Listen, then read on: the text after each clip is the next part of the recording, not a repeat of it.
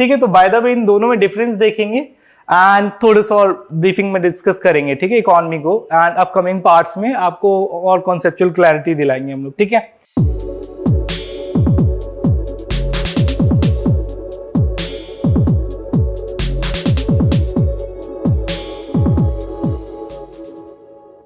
Okay, so welcome to the Plutus IAS and this is Anil, और आज हम economy को डिस्कस करेंगे जो ऑफ कोर्स आपके जीएस पेपर 3 का भी पार्ट है। और आज हम लोग समझेंगे जो कॉमन मिथ्स होता है, एस्पिरेंट्स एक टर्म्स यूज कर रहे होते हैं बार बार, इकोनॉमिक्स, राइट। तो क्या जेन्युइनली हम इकोनॉमिक्स को ही पढ़ रहे होते हैं यहाँ पे यूपीएससी में? क्या इकोनॉमिक्स को पढ़ते हैं हम, या इकोनॉमी के बारे में ओवरऑल जनरल स्टडी कर रहे होते हैं हम?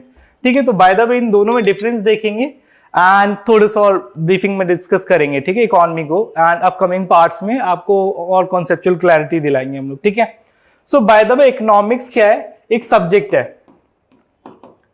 ऑफ कोर्स ये सब्जेक्ट इकोनॉमी की बात करता है, अर्थ या पैसे या इकोनॉमिक एक्टिविटीज की बात करता है, ठीक है। इसमें कॉन्सेप्ट्स हैं, थ्योरीज हैं या प्रिंसिपल्स हैं, ये सारी चीजें आपकी बात करते हैं इकोनॉमी के बारे में। तो आपको ना UPSC talks about general studies. General studies में आप लोग एक्चुअली क्या कर रहे होते हैं? हॉराइजॉन्टल स्टडी कर रहे होते हैं। हॉराइजॉन्टल मतलब एक टॉपिक का अगले टॉपिक से क्या कनेक्शन है, ना कि आप डिटेल्ड स्टडी कर रहे होते हैं कि एक टॉपिक उसके सब टॉपिक्स, वर्टिकल स्टडी और सब टॉपिक्स के फिर further more topics and at the micro level तक। ये सिर्फ आपको ऑप्शनल सब्जेक्ट के लिए करना होता है, ठीक है। जनरल स्टडीज में आपको मल्टीपल डायमेंशंस को एक साथ कनेक्ट करना होता है, that is the general means horizontal study, ठीक है। पैरेलली चीजों को रखते हुए आप लोग चलते हो। सो आपको यहाँ पे इकोनॉमिक्स को नहीं पढ़ना है, वहां पर इंडियन इकोनॉमी लिखा होगा, ठीक है। इंडियन इकोनॉमिक डेवलपमेंट को आप पढ़ रहे हो, इंडियन इकोनॉमी को पढ़ रहे हो, ना कि इकोनॉमिक्स। इकोनॉमिक्स एक अपने आप में कोर, हार्डकोर सब्जेक्ट है, ठीक है। आपको इसको ज्यादा डिटेल में नहीं पढ़ना, that is technical and for the time being much more mathematical as well, ठीक है। सो हमें इकोनॉमी पढ़ना है ना इकोनॉमी होता क्या है? तो इतनी बात तो समझ में आए कि इकोनॉमिक्स और को हम लोगों को यूपीएससी में नहीं पढ़ना। ना इकोनॉमी होता क्या है? तो इकोनॉमी बेसिकली एक सिस्टम होता है। क्या होता है? एक सिस्टम। नाउ सिस्टम किस चीज का होता है? ये सिस्टम होता है इकोनॉमिक एक्टिविटीज का, ठीक है। क्या होता है? इकोनॉमिक एक्टिविटीज का सिस्टम होता है ये। नाउ पहले हम सिस्टम को डिस्कस करते हैं, फिर इकोनॉमिक एक्टिविटीज को भी हम लोग धीरे धीरे डिस्कस करेंगे इसी के साथ, और क्लैरिटी आ जाएगी। फॉर एग्जाम्पल, जब हम सिस्टम की बात करते हैं इस केस में, तो सिस्टम का मतलब क्या है? मेरे कहने का मतलब क्या है सिस्टम से? तो देखिए बेसिकली सिस्टम का मतलब there are the two classes. एक तो है आपकी प्रोड्यूसर क्लास, ठीक है, and one is the consumer class. हाँ, कंज्यूमर क्लास सबसे बड़ी होती है, ठीक है, क्योंकि कंज्यूमर्स हम सभी हैं। एक छोटा बच्चा, 1 साल के बच्चे से लेके जो भी 100 साल के जो सीनियर सुपर सीनियर सिटीजन है, वो सभी कंज्यूमर्स हैं। कहीं ना कहीं कोई ना कोई गुड्स या सर्विसेज को कंज्यूम कर रहे होते हैं। बट प्रोड्यूसर्स कौन होते हैं? प्रोड्यूसर्स में सिर्फ आपकी लेबर फोर्स में ही आते हैं, चाहे वो लेबर के टर्म में दे रहे हो या लैंड के टर्म में, जो भी है, ठीक है। सो ओवरऑल अगर हम समझें तो मोटा मोटा देखा जाए तो कंज्यूमर्स की जो आपके जो क्वांटिटी है, जो नंबर है, वो ज्यादा होता है, और लगभग हम सभी कंज्यूमर्स हैं। On the other hand producers बहुत लिमिटेड होते हैं, कम होते हैं, राइट। सो बेसिकली ये साइकिल है।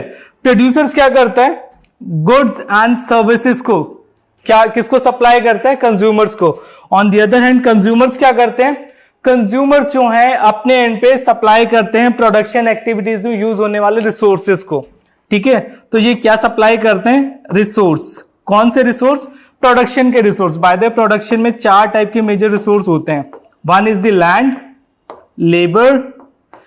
हाँ, इंटरेस्टिंग थिंग, जो लेबर वर्ड है ना, बेसिकली इकोनॉमी में लेबर हम सभी को कहते हैं। इवन अगर मैं एज अ टीचर हूं, मैं काम कर रहा हूं, बट मैं अपने एक लेबर वाले एफर्ट्स, एक ह्यूमन एफर्ट्स सर्व कर रहा हूं, राइट। तो मेरे को एज अ लेबर ही कंसीडर किया जाएगा अगर मैं एज एन एम्प्लॉय काम कर रहा हूं, ठीक है।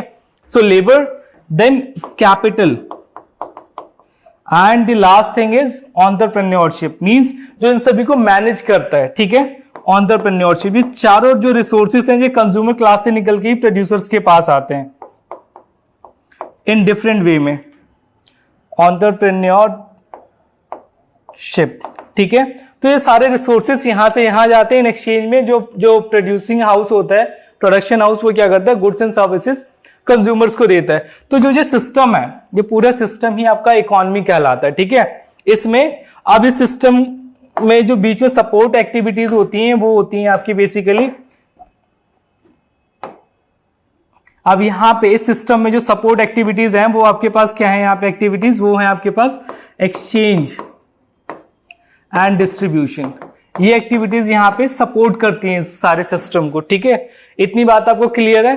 Now economic activities, last thing, यहां सब जगह इकोनॉमिक एक्टिविटीज हो रही है ना, होती क्या है, तो इकोनॉमिक एक्टिविटीज वो सारी एक्टिविटीज जो मॉनेटरी पर्पज के लिए किए जाए।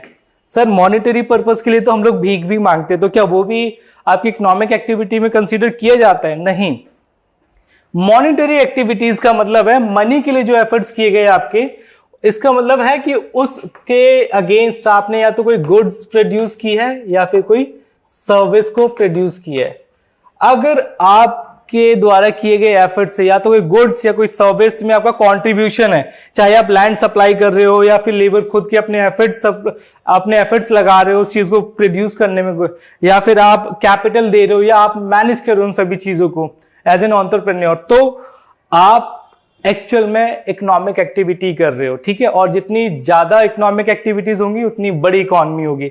इसलिए दुनिया की सबसे बड़ी इकोनॉमी यूएसए की, वहां पर सबसे ज्यादा इकोनॉमिक एक्टिविटीज होते हैं, इसीलिए वो सबसे बड़ी इकोनॉमी है, सबसे बड़ा सिस्टम है इकोनॉमिक एक्टिविटीज का, जिसको हम इकोनॉमी कहते हैं। सो टिल देन के लिए thank you so much, have a great time.